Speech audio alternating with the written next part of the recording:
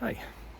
Um, so I thought I'd do this video about I I saw the movie Us, the Jordan Peele film, and I could see that it was like really like a strong metaphor for soul retrieval. And I told a couple of my friends about that, and I have not heard anybody make that kind of take on it. So I'm gonna do that in this video. Um, so if you haven't seen that movie and you don't want any kind of spoilers, just don't watch this anymore because I am going to spoil the shit out of that movie for you. Yeah. So it, I'm just gonna go like from the start to the finish and kind of explain it. And I guess I should just say, I've done an apprenticeship on shamanic practices. I did a 3-year apprenticeship on core shamanism, the Michael Harner school of shamanism. I don't consider myself to be a shaman, and I don't feel like it's up to me to consider myself a shaman. But I do journeys, and I'm familiar with a lot of the practices, so I feel like that's where this is coming from. And I'm just pulling notes out of my pocket because I made notes. I didn't want to forget stuff. So like the opening of the movie, there's some text, and it just is talking about there being miles of tunnels underneath the United States, and that it's like coal mines and subway tunnels and all that shit. And basically it is just alluding to the underground. So in shamanic journeying for soul retrieval, the shaman will journey to the underworld to find the soul part, the missing soul parts. And so right from the very beginning, it's talking about these tunnels in the underground and the underworld. And so then it starts off the main character, Abby, as a child, and she wanders off, and she's at some amusement park on the beach, and she wanders off, and she goes into this ride thing called Vision Quest, and it's got a prominent Native American figure in the title. And Vision Quest is also kind of a shamanic practice, but it's clear that this is like making reference to some kind of Native American or indigenous spiritual practices, and off she goes into the Vision Quest. And while she's in there, it's like a house of mirrors, amongst other things, and she comes up, she confronts herself while she's in there, and you don't get to see what she sees, you just see her eyes go wide, and then the next scene on a cut edit is a white rabbit, which I'm going to say was her power animal throughout the whole film. And power animals are also part of shamanic journeying. that oftentimes people have animal helpers or call on certain animal medicine to help in their journeys. In this case, it was white rabbit or rabbits in general.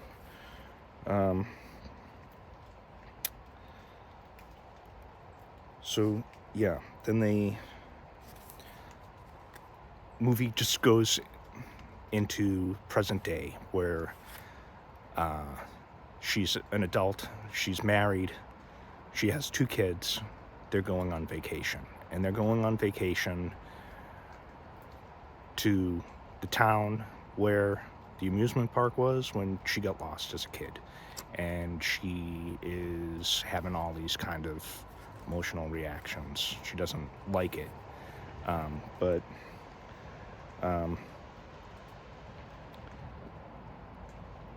when they get to the house, her son, the youngest child, Jason, he's in the whole movie, the whole time, he's wearing a mask. And in shamanic practices, masks are used as power tool by the shaman to help them with whatever work it is that they're doing. His is like a scary gorilla mask, and he has it up on his head, and every once in a while he'll pull it down and manifest the gorilla energy. But like right away, he's shown with the mask, and first thing he does is he goes and finds his magic trick that he left in the house the last time they were there, and he starts trying to do his magic tricks, and they don't work, and everybody kind of calls him out on it, and he gets a bit pissed off. But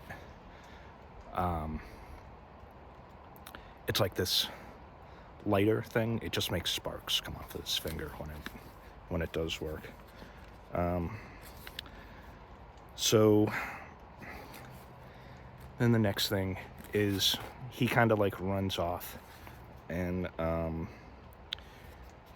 the mother, Abby, is looking for him in the house, and she doesn't find him, but she finds this little doll, and it's a little white rabbit doll.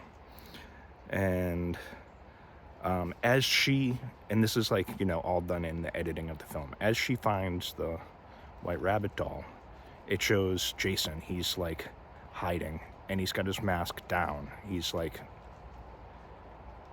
jumps out and scares his sister, and it just is like I think it's kind of like drawing a parallel to the energies of the rabbit energy, and him using that rabbit energy to like for power, basically. And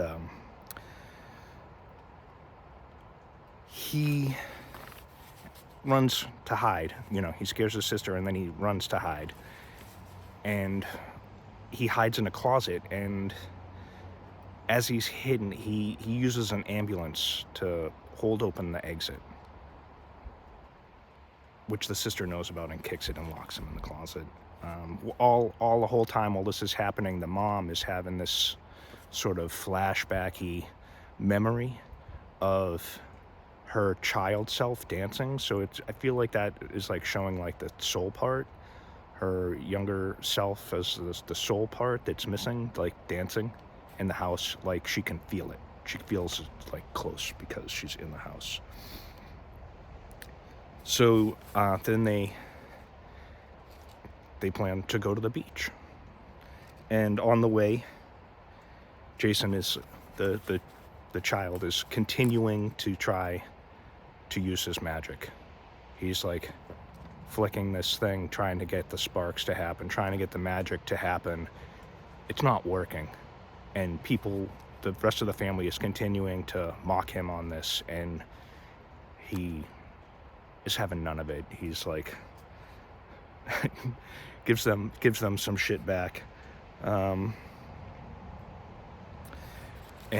at the end of that scene, the mom, Abby,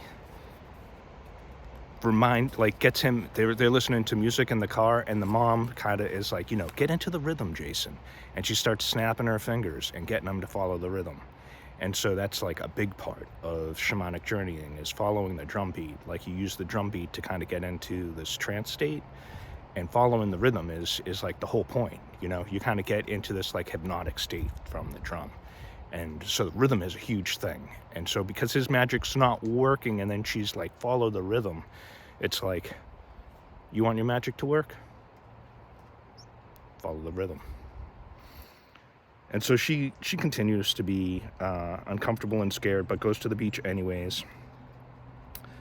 And just before they get to the beach, like just as, the edit before they go to the beach, they drive by this dead guy being loaded up into an ambulance. And now, earlier in the film, when she goes missing as a kid, there's this guy. He's holding a sign with a Bible thing on it, Jeremiah 11:11. And so this dead guy is being loaded up into the ambulance, and then just the ambulance people felt like it was important to balance his Jeremiah 11:11 sign next to him on the gurney, so that you can see, oh, it's the same guy who's got the Jeremiah 11:11 sign. And so I looked up what Jeremiah 11:11 was, and I've got it is like, I will bring evil upon them, which they cannot escape. They shall cry unto me, I will not be heartbroken. And I kind of didn't write that down verbatim, but that's like pretty much as close as I was going to get. And that's kind of like the movie, like it's this fucking zombie movie. So yeah, here comes the zombies, and go ahead, call to God. God's not going to help, and he doesn't care. All right. So they're at the beach, and Jason, the kid, his thing on the beach is he just starts making tunnels. But, it's a kid thing. And then they go home, day at the beach complete.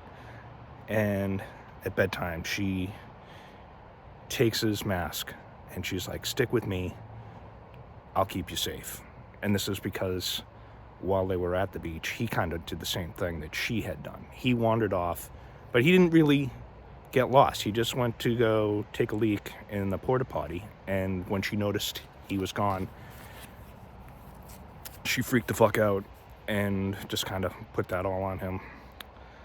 And when she says that, he points at the clock. Oh, look, it's 11:11.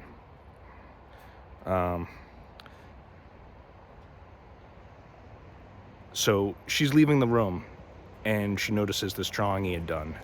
It's a crayon version of what it showed happening to her in the Vision Quest ride when she was a little girl, except instead of it being her finding this other version of herself, it's him, Jason, finding this other version of her. And she's bloody, she's dripping blood off her hands, and she's like, who's this? What's this? And he's like, I don't know. Just something he drew. And then Abby, she confesses to her husband that she's having a hard time, that she doesn't like being at the house because it reminds her of when she got lost, and she doesn't feel like herself, and all these coincidences are happening. And does that mean that this like evil thing that she saw in the Vision Quest is chasing after her? And as she's confessing this, the power goes out, and all of a sudden Jason's there, and he's got his mask on again, and it's like, oh, there's people in the driveway, shadow people. He's the first one to notice. The shaman is the first to see the shadow people. And then there's a confrontation, right? Because it's a horror movie. And they realize that the shadow people are versions of themselves. But again, it's Jason is the first one. He's like, it's us. And then the shadow people kind of get the upper hand, and the shadow mom is telling them a story of what it's like to be a shadow person, and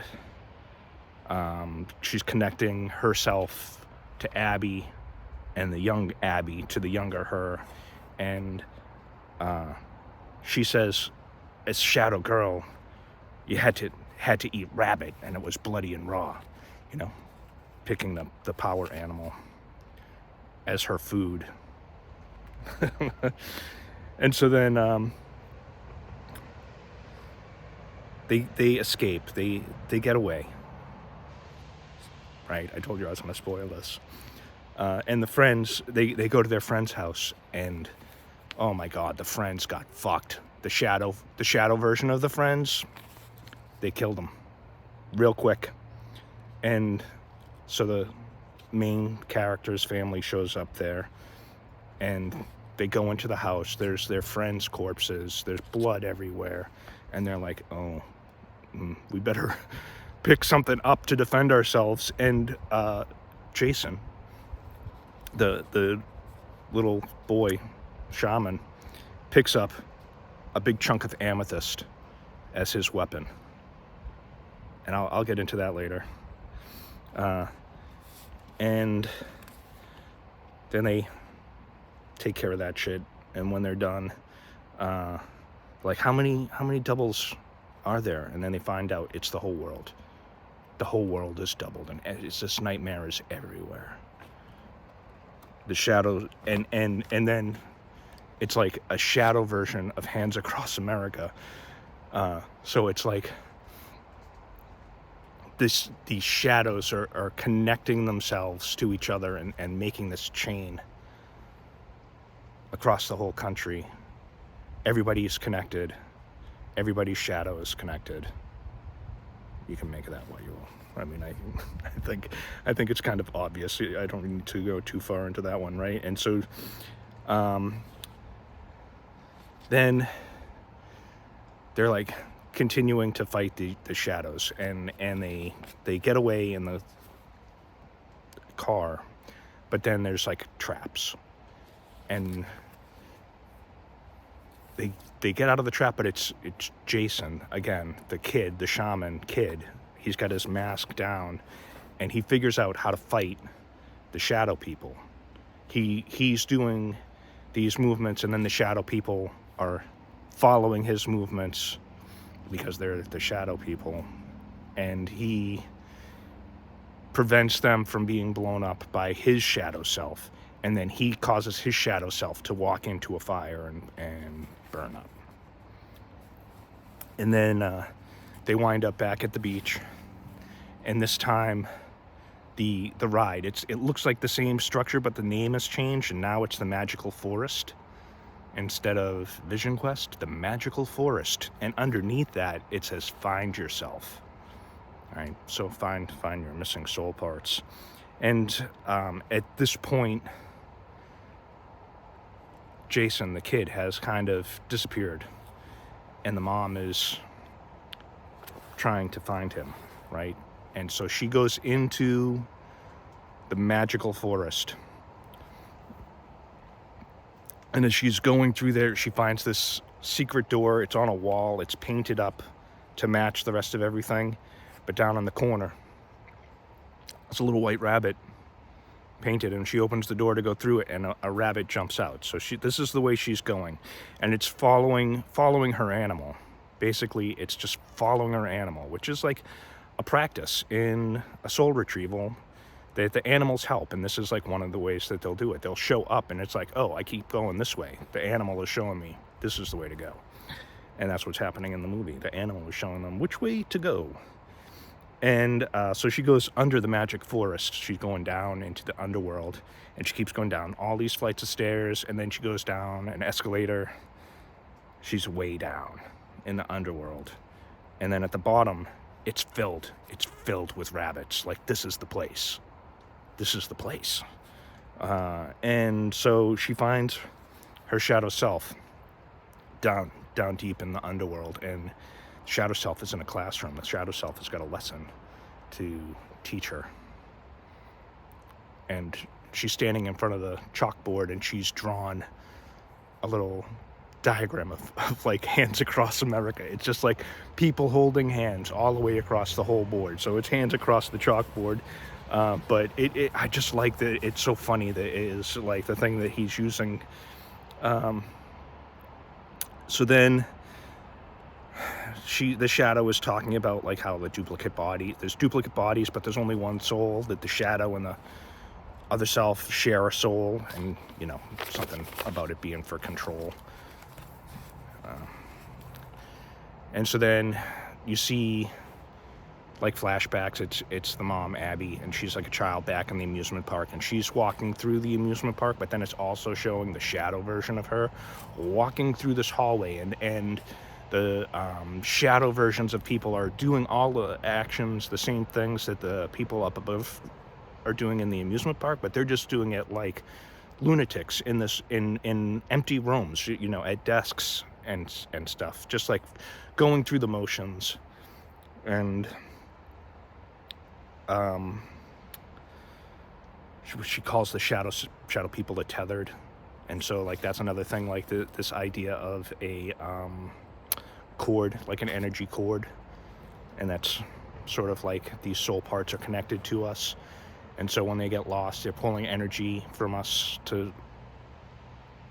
kind of, you know, they're doing their thing. They're like lost in a place, and it's like taking energy that we could use in our life and for ourselves to just survive, like in this case in the underground classroom with the Hands Across America.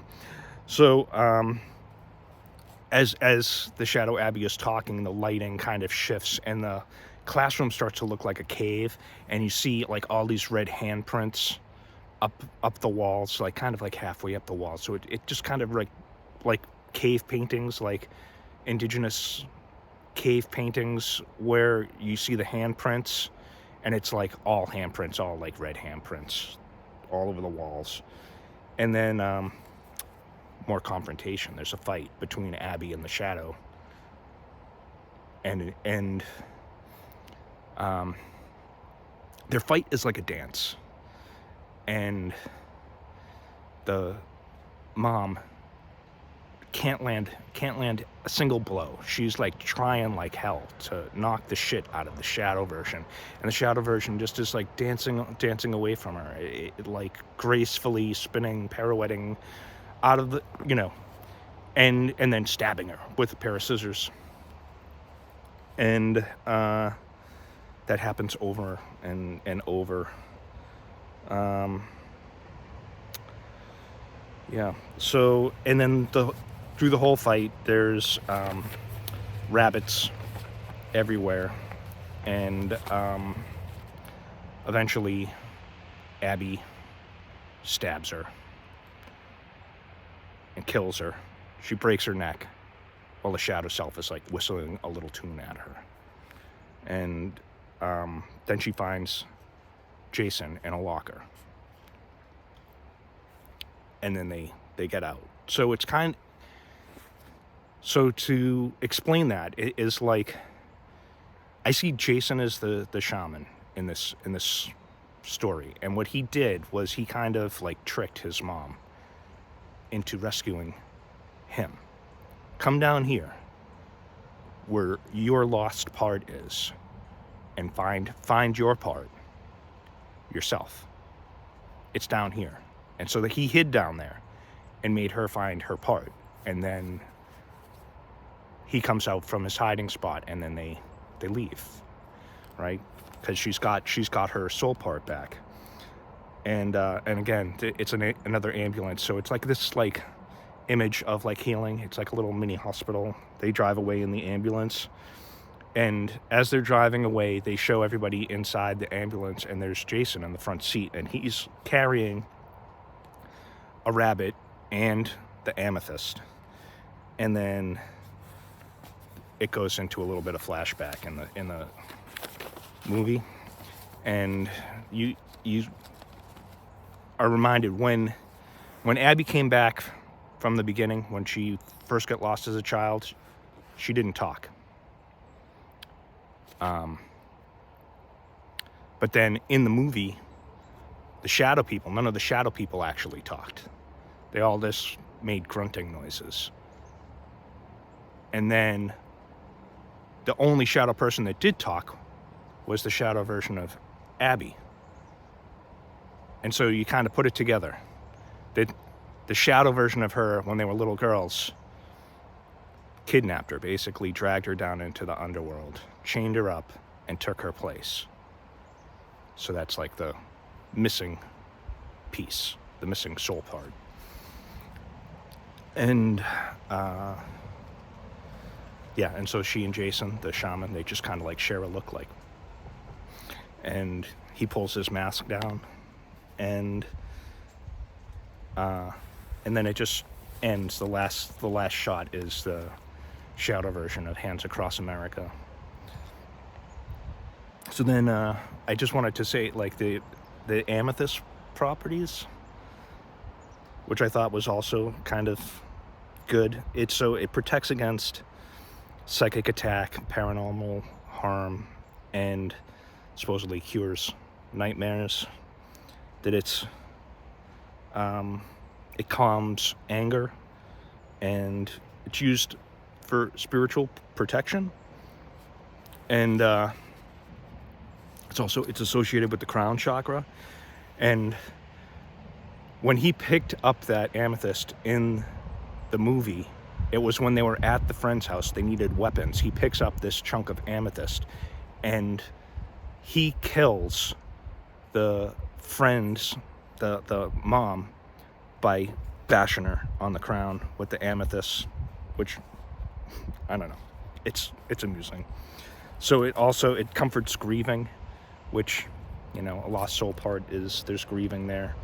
And some people call it the soul stone. And when you're dreaming you see amethyst, it's supposed to be like freedom from harm. Yeah.